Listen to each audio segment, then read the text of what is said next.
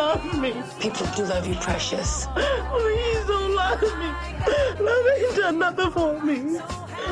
Beat me. Make me so worthless. Your baby loves you. I love you. This week on Commonwealth Journal, we're talking about the movie Precious with Leah Randolph and Kelley Chunn. Here's what concerns me, and it's been some of the commentary that is coming from the black community, which says, why do we got to talk about this? Why air our dirty linen? Just put it back. We don't need to do this, okay? It was the same kind of thing that came out with The Color Purple, and everybody went, stark raving nuts. And once again, there's this brutal negative portrayal of black men. Once again, we have a situation where black people are in these horrible circumstances, and, we've just got to stop this. This doesn't do us any good, et cetera, et cetera. Okay, I've heard all that. And my question is the following.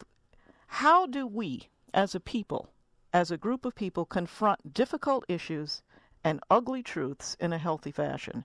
And hiding the issue, or what I find more frequent, just in terms of my experience, not so much hiding, is denying it, okay, ignoring it, thinking it'll go away or it will not get worse if we don't talk about it. It can lead to some lethal forms of dysfunction, some absolutely lethal forms of dysfunction. So, as a people, when are we going to deal with this reality that we can't continue to sit on our pain, whether it be the sexual abuse of a young woman or a young man, whether it be the discrimination we continue to endure, whether it be some of the more subtle but equally painful forms of racism?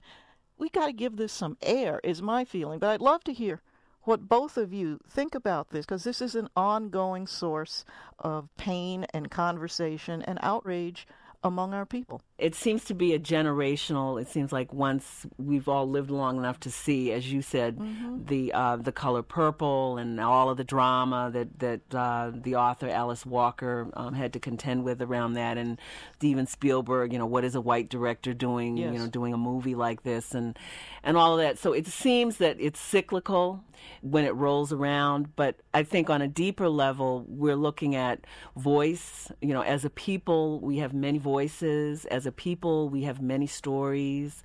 This is one of those stories that we need to tell, that Precious has a right to have her story told, just like anyone else in our culture has a right to have their story told.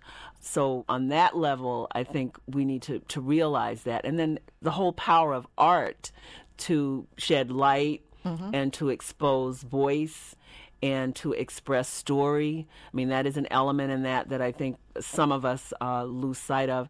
And I think one of the core issues is that as a people, we do not often have enough of an opportunity to tell the full breadth of our stories. So that when the story of Precious gets out there, well, where is the counterweight?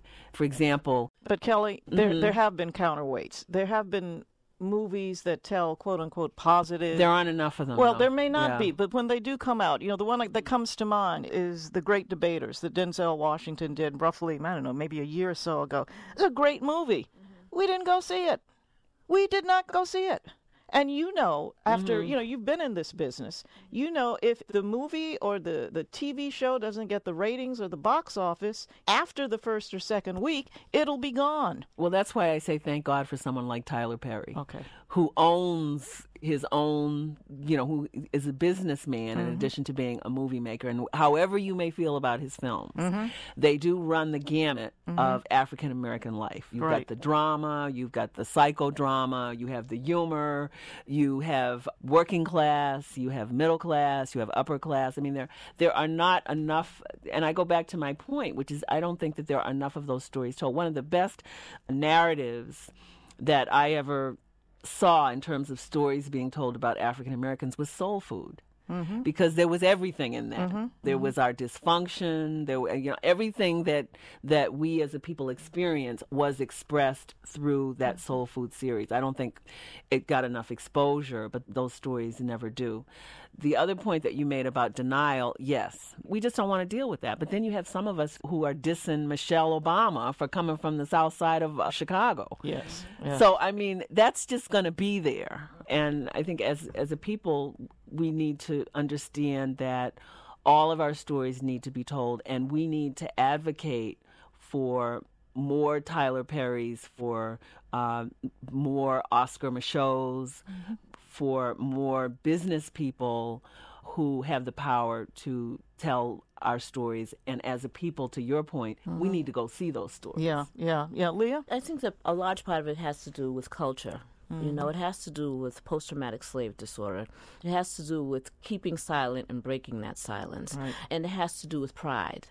And so when you have a culmination of all of those things in a group of people who really, from generation to generation, a lot of folks really want to see more positive images of who we are. Sure. And it's much more difficult to talk about those things that happen behind closed doors, even though people know it. Yes. So we know that women were raped on the plantations. We know that men were emasculated on the plantations. We know that African-American women tend to be put in positions where they can continue to help to emasculate African-American men. We know that there's a change in tide in terms of now looking at shifting that paradigm and beginning to expose what's been happening behind these closed doors. We know that through intergenerational pain, that it has caused African-American women to, one, not talk about what happens in the home. And it's really women in general. Don't talk about what happens in the home because we're taught not to do that. Why are we taught not to do that? Let me go back to a phrase you used, post-traumatic slave disorder. Like that. Let's talk about what that means in terms of survival then and now. I am painfully aware, and I think we probably all are at some level, that during slavery, had we taken the time or been so bold as to, quote, express our pain, we probably would have been killed. All right, so we don't have a tradition of talking about our pain or expressing that pain. So here we are in the 21st century. We got to change some things. That's my perspective. But let me hear you talk a little bit more. It's a defense mechanism. Okay, yeah, I was just going to say, let me hear you talk a little bit more about that. Because if you talk so much, I think we've been taught, if we talk too much about the pain, we won't be able to withstand it. Right. And so we've kept silent. And that's part of the stigma of African Americans and people of color in this country accessing mental health care. Yes. It's something that's beginning to shift a little bit more. In Massachusetts, we see companies like Pyramid Builders, that are coming up with ideas, strategic plans, and carefully looking at how do we help our people. And so we have to do it a different way.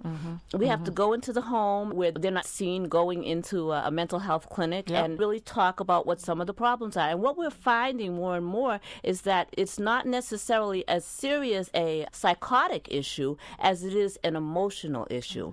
That's an important distinction. But I want to also add that in the past, I think our people have been conditioned to avoid, quote, psychiatric help because psychiatrists could come and label you, certifiably crazy, take you out of your home, take you away from your children, and, your life is, quote, ruined forever. So we're not about to step close to a psychiatrist's office for fear that they can lock us up. And I see Kelley frowning at me. That was very much the reality. I'm thinking. Yeah. I agree with what you're saying. I'm just thinking about what a psychologist, a noted local psychologist who shall remain nameless, I see, who I saw coming out of the theater after I saw Precious, who had some issues about the film, and we didn't really get a chance to elaborate.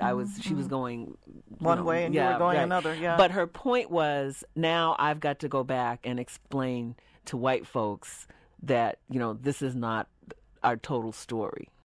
And this is a psychologist. I understand who's got to go back. It was just like when the supervises that's white psychologists. So, and now they're all so she's got to go back and do triage with them. They're all going to think we all came from that kind of environment. Well, on the flip side of that is when the Cosby Show came out, you had scores of white folks who didn't believe that existed. So it sounds like what we're also talking or advocating for is a representation of the totality of our experience. Okay, from Bill Cosby, to Monique and Precious. All of that belongs to us. I couldn't agree more. But the Precious reality exists.